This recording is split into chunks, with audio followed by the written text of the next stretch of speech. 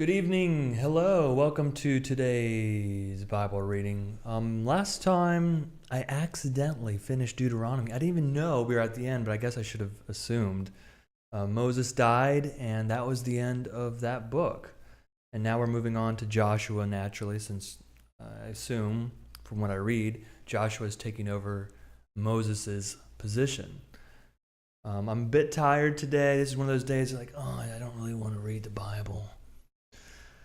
Just want to lay down and watch a show or something. But what I've learned is that sometimes you just got to do it. You don't feel like there's always a reason not to do something. There's always a reason not to do something. And if you just try a little bit, you'll find a quick reason. So I don't want my reason to be, I was just tired. We're all tired, a lot. And if I keep making that excuse, nothing's going to happen. Nothing's going to get done. So we're going to knock it out. Joshua, starting in chapter 1. We are very much entering, for me, uncharted territory.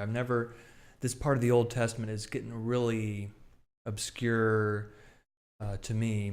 So we'll find out together. Chapter 1, after the death of Moses. Let me pause there and say that's a great segue, great transition. Chapter 1, verse 1. After the death of Moses, the servant of the Lord spoke to Joshua, son of Nun, Moses' assistant, saying, My servant Moses is dead. Now proceed to cross the Jordan, you and all this people, into the land that I am giving to them, to the Israelites. Every place that the sole of your foot will tread upon I have given to you, as I promised to Moses, from the wilderness and the Lebanon, as far as the great river, the river Euphrates. All the land of the Hittites to the great sea in the west shall be your territory. No one shall be able to stand against you in all the days of your life. As I was with Moses, so I will be with you. I will not fail you or forsake you. Be strong and courageous, for you shall put this people in possession of the land that I swore to their ancestors to give them. Only be strong and very courageous, being careful to act in accordance with all the law that my servant Moses commanded you. Do not turn from it to the right hand or to the left, so that you may be successful wherever you go. This book of the law shall not depart out of your mouth. You shall meditate on it day and night, so that you may be careful to act in accordance with all that is written in it. For then you shall make your way prosperous, and then you shall be successful. I hereby command you, be strong and courageous. Do not be frightened or dismayed, for the Lord your God is with you wherever you go.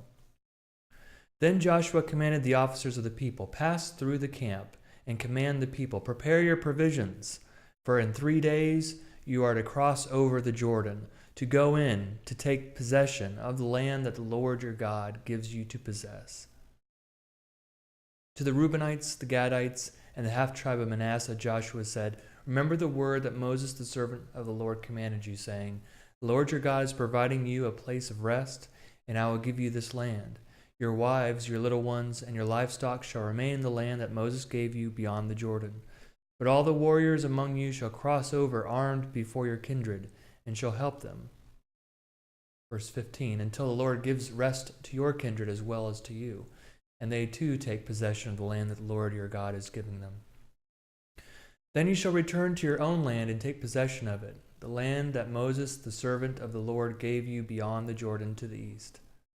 They answered Joshua, All that you have commanded us we will do, and wherever you send us we will go.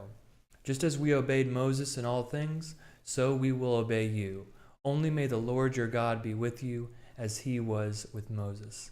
Whoever rebels against your orders and disobeys your words, whatever you command shall be put to death. Only be strong and courageous. Then Joshua, this is chapter 2, Then Joshua son of Nun sent 2 men secretly from Shittim as spies, saying, Go, view the land, especially Jericho. So they went and entered the house of a prostitute whose name was Rahab, and spent the night there. The king of Jericho was told, Some Israelites have come here tonight to search out the land. Then the king of Jericho sent orders to Rahab, Bring out the men who have come to you, who entered your house, for they have come only to search out the whole land. But the woman took the 2 men and hid them. Then she said, True, the men came to me, but I did not know where they came from. And then it was time to close the gate at dark. The men went out. Where the men went, I do not know. Pursue them quickly, for you can overtake them. She had, however, brought them up to the roof and hidden them with the stalks of flax that she had laid with the stalks of flax that she had laid out on the roof. So the men pursued them on the way to the Jordan as far as the fords. As soon as the pursuers had gone out, the gate was shut. Verse 8.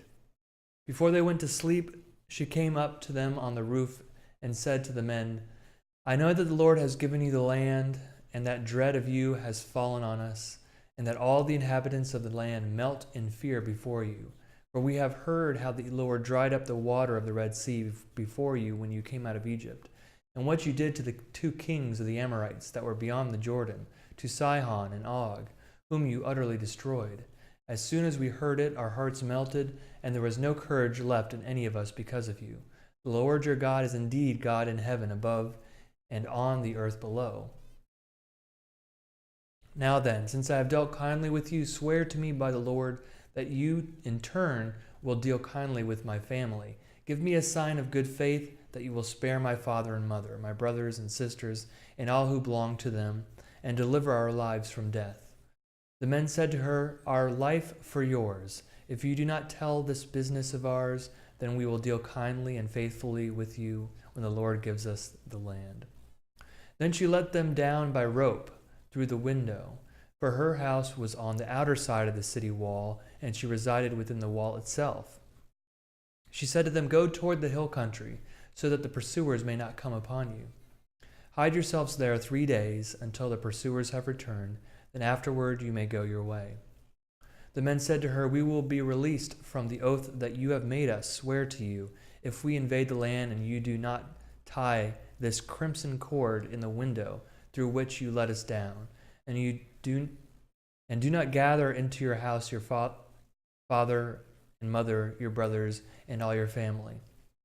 If any of you go out of the doors of your house into the street, they shall be responsible for their own death, and we shall be innocent. But if a hand is laid upon any who are with you in the house, we shall bear responsibility for their death. But if you tell this business of ours, then we shall be released from this oath that you made us swear to you. She said, According to your words, so be it. She sent them away, and they departed. Then she tied the crimson cord in the window. Verse 22. They departed and went into the hill country and stayed there 3 days until the pursuers returned. The pursuers had searched all along the way and found nothing. Then the 2 men came down again from the hill country. They crossed over, came to Joshua son of Nun, and told him all that had happened to them. They said to Joshua, Truly the Lord has given us all the land into our hands. Moreover, all the inhabitants of the land melt in fear before us. Chapter 3. Early in the morning Joshua rose and set out from Shittim with all the Israelites, and they came to the Jordan. They camped there before crossing over. At the end of 3 days the officers went through the camp and commanded the people, When you see the ark of the covenant of the Lord your God being carried by the Levitical priests, then you shall set out from your place. Follow it, so that you may know the way you should go. For you have not passed this way before, yet there shall be a space between you and it, a distance about 2,000 cubits. Do not come anywhere near it. Then Joshua said to the people, Sanctify yourselves, for tomorrow the Lord will do wonders among you. To the priests Joshua said, Take up the ark of the covenant and pass on in front of the people. So they took up the ark of the covenant and went in front of the people. The Lord said to Joshua, This day I will begin to exalt you in the sight of all Israel, so that they may know that I will be with you as I was with Moses. You are the one who shall command the priests who bear the ark of the covenant. When you come to the edge of the waters of the Jordan, you shall stand still in the Jordan. Joshua then said to the Israelites, Draw near and hear the words of the Lord your God. Joshua said, By this you shall know that among you is the living God, who without fail will drive out from before you the Canaanites, Hittites, Hivites, Perizzites, Girgashites, Amorites, and Jebusites. The ark of the covenant of the Lord of all the earth is going to pass before you into the Jordan. So now select 12 men from the tribes of Israel, one from each tribe, when the soles of the feet of the priests who bear the ark of the Lord of all the earth, rest in the waters of the Jordan. The waters of the Jordan flowing from above shall be cut off. They shall stand in a single heap. Verse 14. When the people set out from their tents to cross the Jordan, the priests bearing the ark of the covenant were in front of the people. Now the Jordan overflows all its banks throughout the time of harvest.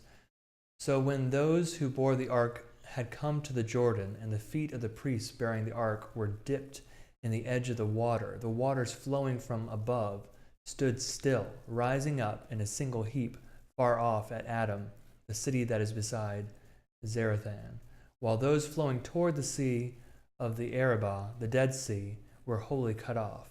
Then the people crossed over opposite Jericho. While all Israel were crossing over on dry ground, the priests who bore the ark of the covenant of the Lord stood on dry ground in the middle of the Jordan until the entire nation finished crossing over the Jordan. Chapter 4. When the entire nation had finished crossing over the Jordan, the Lord said to Joshua, "Select 12 men from the people, one from each tribe, and command them, take 12 stones from here out of the middle of the Jordan, and place from the place where the priest's feet stood, carry them over with you, and lay them down in the place where you camp tonight." Then Joshua summoned the 12 men from the Israelites, whom he had appointed, one from each tribe. Joshua said to them, "Pass on before the ark of the Lord your God into the middle of the Jordan, and each of you take up a stone on his shoulder, one for each of the tribes of the Israelites, so that this may be a sign among you. When your children ask in time to come, 'What do these stones mean to you?' then you shall tell them that the waters of the Jordan were cut off in front of the ark of the covenant of the Lord. When it crossed over the Jordan, the waters of the Jordan were cut off. So these stones shall be to the Israelites a memorial forever." The Israelites did as Joshua commanded. They took up 12 stones out of the middle of the Jordan, according to the number of the tribes of the Israelites, as the Lord told Joshua, carried them over with them to the place where they camped, and laid them down there. Joshua set up 12 stones in the middle of the Jordan, and in the place where the feet of the priests bearing the ark of the covenant stood, and they are there to this day. Wait, so he took the 12 stones out of the middle of the Jordan, carried them over with them to the place where they camped, and laid them down there. Joshua set up 12 stones in the middle of the Jordan. I'm not sure where the stones are right now. Are they past the Jordan where they camped, or are they in the middle of the Jordan? Maybe we'll find out.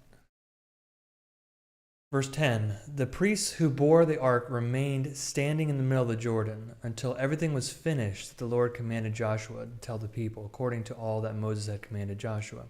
The people crossed over in haste. As soon as all the people had finished crossing over, the ark of the Lord and the priests crossed over in front of the people. The Reubenites, the Gadites, and the half-tribe of Manasseh crossed over armed before the Israelites, as Moses had ordered them. About 40,000 armed for war crossed over before the Lord to the plains of Jericho for battle. On that day, verse 14, the Lord exalted Joshua in the sight of all of Israel, and they stood in awe of him as they had stood in awe of Moses all the days of his life. The Lord said to Joshua, "Command the priests who bear the ark of the covenant to come up out of the Jordan."